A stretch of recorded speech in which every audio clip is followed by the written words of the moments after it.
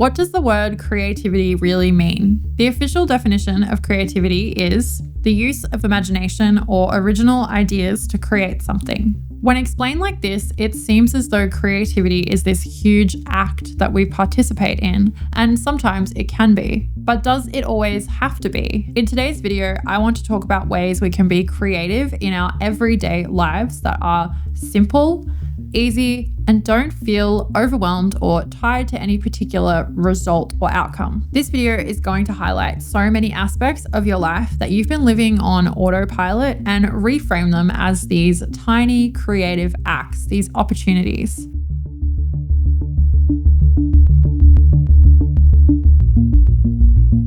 I want to talk about your daily acts. So we all have things that we need to do every day, and they can be quite boring if we let them. So what would happen if we applied our creative minds to these tasks? We can tend to trudge through our days and through our lives because there are so many of these non-negotiable things that we have to do. And as creative people, we can find the world kind of draining because we would rather just be doing the creative thing that we love. With simple mindset shifts, we can start to look at these daily acts that we do every day and reframe our mind, see them more creatively. Take something like cooking, for example. On face value, this can just seem like a functional thing that you have to do every day. But when we really break it down, it's kind of the coming together of ingredients. It's matching them together, getting them to complement one another. It's being creative and maybe pushing the barrier out with what goes with what. And all of that is a creative act. There's really no difference between choosing a color palette for a painting as to what ingredients are going to go in whatever dish you are creating. It all just depends on how we choose to view it and look at it. As creative people, the more we can view things through that creative lens, the more we're going to open our world and our scope up for what we can then bring into the main creative thing that we do. Food is also such a great pleasure of our life and our everyday, and we can sometimes take that for granted. And I think that creative people and artists would do so well to tap into their senses a lot more and kind of like be open to those, especially in our lives now where we are so kind of screen focused and sucked into social media. I feel like that shuts off all of our other kind of senses that used to be so much more heightened. I believe that a good artist is an open artist, one who is willing to take inputs from anywhere in the world and from any activity that they are doing. And I think that cooking, something you do with your hands and something that you create and it comes together quite quickly, you're doing it every day, that's a great place to start. Another daily example here that might not personally appeal to you watching, but it's one that might spark inspiration of how you can find it in your day is getting ready. I am somebody who is extremely conscious of aesthetics from an artistic point of view, not from a point of view of worrying about what people think. I'm a photographer, so I work in a visual medium. And I'm really obsessed with color and how colors sort of go together, complement each other, how they can make people feel and, shapes, all of those types of graphic elements I bring into my photography. And I like to do the same with my outfits, which initially might seem kind of like a bit of a far stretch. But again, it's something we do every day. Everyone has to get dressed. Everyone has to decide what they're going to wear. And for you, that might just sound like something completely boring that you are not going to give any attention to. But I'm sure there's another version of that in your daily life that you could take and make more creative. I am really excited when I get to get dressed in the morning and decide, what kind of day is this going to be? How am I feeling creatively? And how can my outfit sort of reflect that mood? And how can I choose things that are going to inspire me throughout my day, even if I am just working from home, which, like I am right now, is pretty much what I'm normally doing.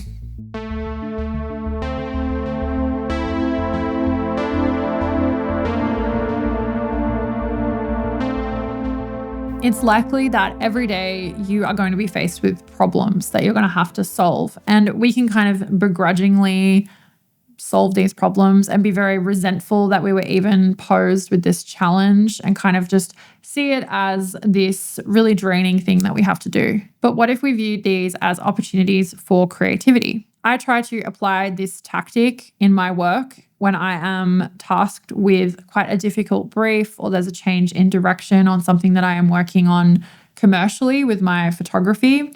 I will try and approach it with less frustration, which can sometimes be difficult, and more creative energy. See it as a challenge and go, okay, how can I take what is quite a stressful or difficult thing and then really use every inch of my creativity to solve this problem and then still make it really great. You'll find that if you practice this, you'll get better at it. And it's a very good skill to have. Just generally, problem solving, I think, is one of the most underrated skills that any person can have, especially as we move further into the world that we're living in now. So see a problem as an invitation to innovate and create rather than get frustrated and negative, because we all know that negativity is the enemy to creativity. You will also feel such a sense of accomplishment and self-satisfaction if you choose to take on a problem and then really give it your all and solve it, and you come out the other end with something that you're really proud of. Whereas if you had have just gone with the initial frustrating kind of negative energy, you're likely going to get a very different output. So this is a really great muscle to just constantly be working all the time, because you will continue to be faced with so many problems throughout your creative life and just life in general. Your superpower is your creativity, so don't forget that. Another daily way that we can include more creativity in our lives is to stop and think about when you're on your phone and you're scrolling on your phone. Is this the best use of my creative energy, and what else could I be doing? Keeping our mind sharp helps to spur on more creativity, and that's why I love having access to interactive problem-solving courses on Brilliant. Brilliant helps you get smarter every day with thousands of fun lessons in maths, science, programming, data analysis, and AI. These are all areas that our creative minds can benefit from. We've touched on how important problem solving is as a skill to practice, and Brilliant is the perfect place to do so.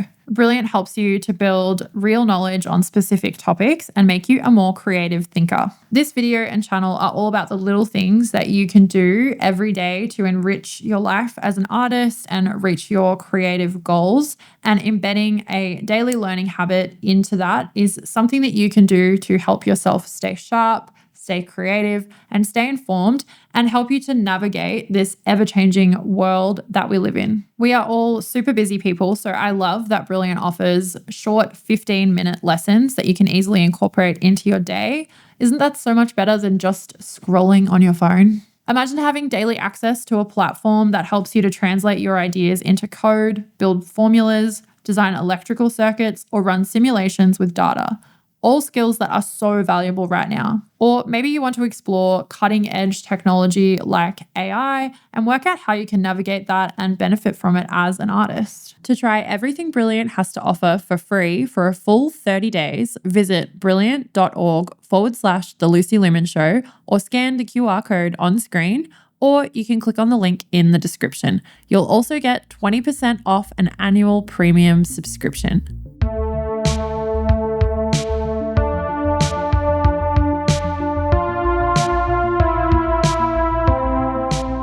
Sometimes we can gloss over parts of our personality that are actually very creative. We tend to boil ourselves down to like the one creative thing we do, or maybe we're multidisciplinary and we do a few different things, but we kind of think that creativity has to stop somewhere, right? I am someone who finds people extremely interesting, and I really believe that every single person is capable of creativity and doing something amazing with it.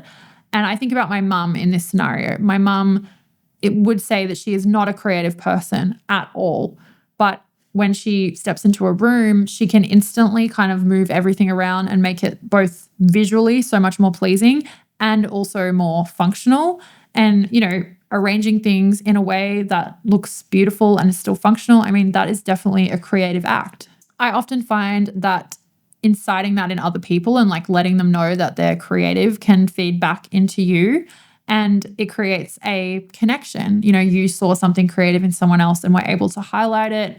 And then that will probably happen to you at some point. Because if we think back on our creative lives, there's probably somebody who told you, oh, wow, that drawing is really great, or you've got a real talent for that, or that's really interesting. And maybe you took it for granted. So kind of passing that creative baton on to other people in your daily life, if it occurs, is a really great thing to do.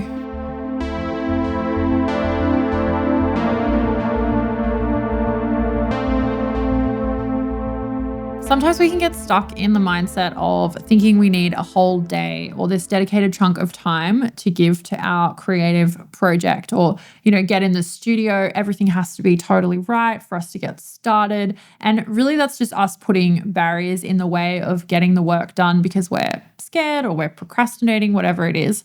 So try, if you can, to build in like little 5-10 minute pockets of time into your day where you can be chipping away at a bigger project or something that you just enjoy creatively. I like to try and do this at home when I see that there is, not that there really is because I have a little 4-year-old, but if he goes in his room and he is playing by himself and I am left kind of like, okay, what am I going to do? I think, well, maybe I will flip through that photo book that's been sitting there for ages that I haven't had a chance to look through. Or I will, keep scripting a YouTube video. I might get interrupted, but just accept that and know that it's okay. And then you'll likely just feel good that you got to engage with the creative thing that you enjoy, even if it was just for 5 minutes. So as you can see, it's all about weaving those creative moments into your daily life. I want you to leave this video remembering that you are the architect of your life. So don't let everything else dictate what you do and how much time you get to engage with your creativity, because you are in the driver's seat and you can change things up. If your life doesn't look how you want it to look, start making those changes and factoring in time for creativity. A huge thank you to Brilliant for sponsoring today's video. Don't forget to check them out in the links below and start building that creative daily habit. Thanks so much for watching, guys. I'll see you in the next one.